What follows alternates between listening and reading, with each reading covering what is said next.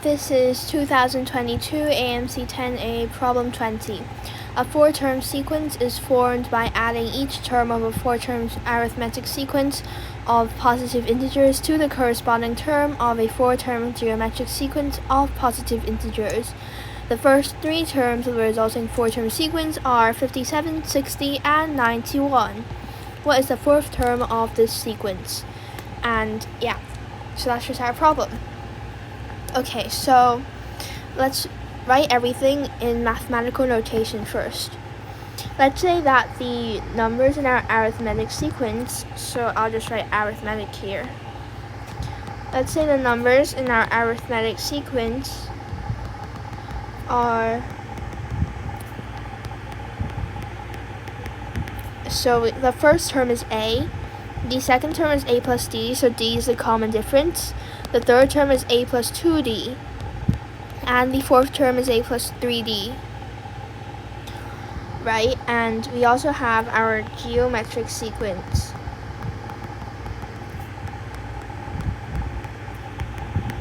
Let's say the first term is g for geometric.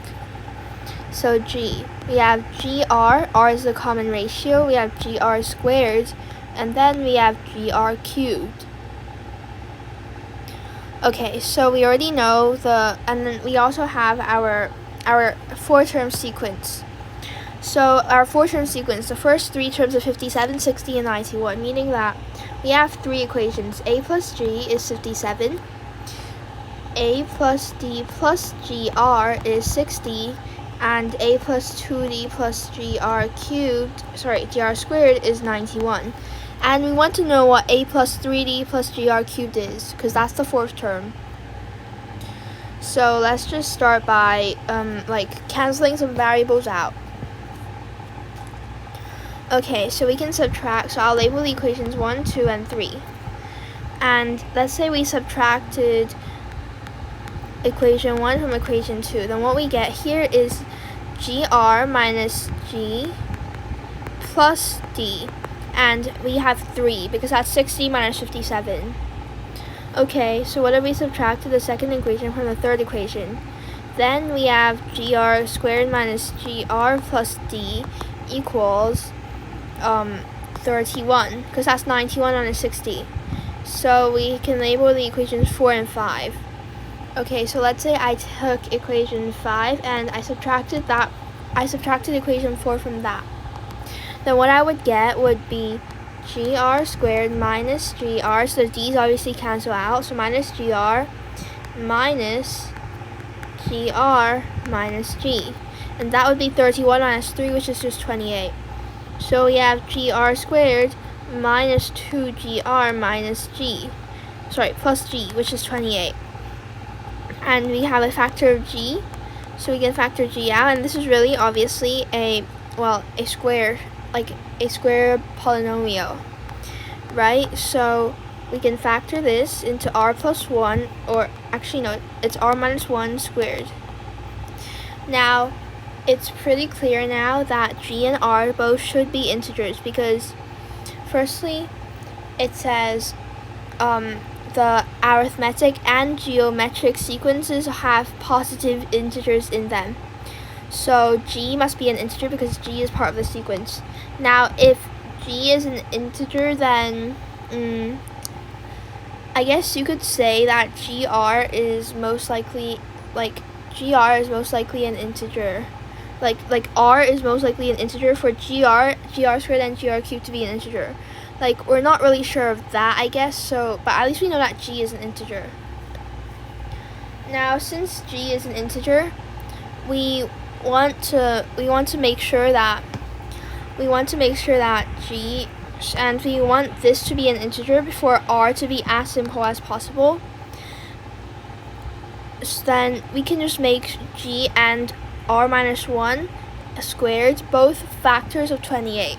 28 is just 2 squared times 7. So the only squared in 28 is going to be 4, or it can also be 1.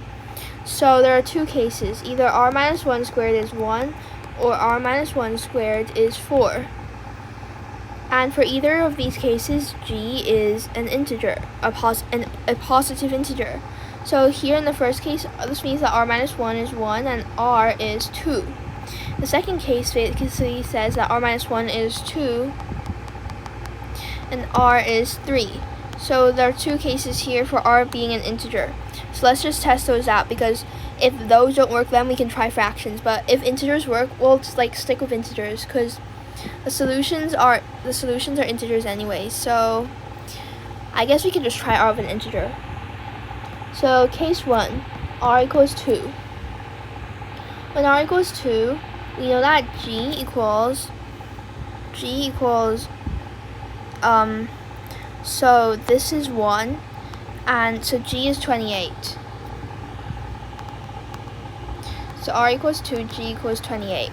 Okay, so when this happens, we can plug this into our equations that we've derived from above. Equations 4 and 5. gr minus g plus d is 3. So let's just plug g and r in to find d. So we have 28 times 2, which is just 56, minus 28 plus d equals 3. So we know that we have 28 plus d is 3. So d is negative 25. Okay. Let's see if that works later. No worries for now, I guess. Okay, so that is that, and yeah. Okay, so let's just try and figure out. So we know d now, but we want a. So we know that a plus g is 57. So a plus g is 57. So a plus 28 is 57. So a is 27. Okay, so let's look at our arithmetic and geometric sequences. For our arithmetic sequence, the first term a is 27. The second term is a plus d, which is 2. The third term is a plus 2d, which is negative 23. Now notice we don't even need to list out the geometric sequence, because all the terms in the arithmetic sequence must be positive integers, and this term is clearly not a positive integer. So this case 1, does not work out. Okay, so now if case 2 doesn't work out, we need to try some fractions. But let's hope case 2 works out. So for case 2, r is 3. When r is 3, we know that from the equation above, g is 7. Because we have r minus 1 squared, which is 3 minus 1 squared, which is 2 squared, which is 4, times g is 28, so g is 7. Okay, so let's plug this into the equations we know. We have gr minus g plus d equals 3. So let's plug that in. Yep, that's the right equation. So we have 7 times 3, 21, minus 7 plus d equals 3. So 14 plus d equals 3, d equals negative 11. Okay, and then we can also find out a. G plus a, we know, is 57. So this means that 7 plus a is 57, and a is 50. Okay, since a is 50, so let's list out all the arithmetic and geometric sequence terms, and let's hope this works out well. So we have 50, and we have 50 plus, the second term is 50 plus d, or 50 minus 11, which is 39. And the third term is 39 minus 11, which is 28. And the fourth term is 17. So far there's no negative integers, so that's okay. So let's move on to the geometric sequence. The geometric sequence says we need g as the first term, 7. 7 times 3, 21. 21 times 3, 63. 63 times 3, 189. Okay, so now we don't have any negative integers, but we need to see if the first 3 terms sum together like the sums provided in the questions. The question says that the first term of the 4-term sequence, is 57, which is true. The second term, it said, should be 60, which is also true, because 39 plus 21 is 60. The third term, it said, should be 91, which is also true. So now let's just find the fourth term, and that's our answer. So what's 17 plus 189? 7 plus 9 is 16. 1 plus 1 is 2 plus 8 is 0. Or 2 plus 8 is 10. So we have 206 as our answer. So let's see if that's in any of our answer choices. If not, then we might have to sum something wrong. So 206 is answer choice E.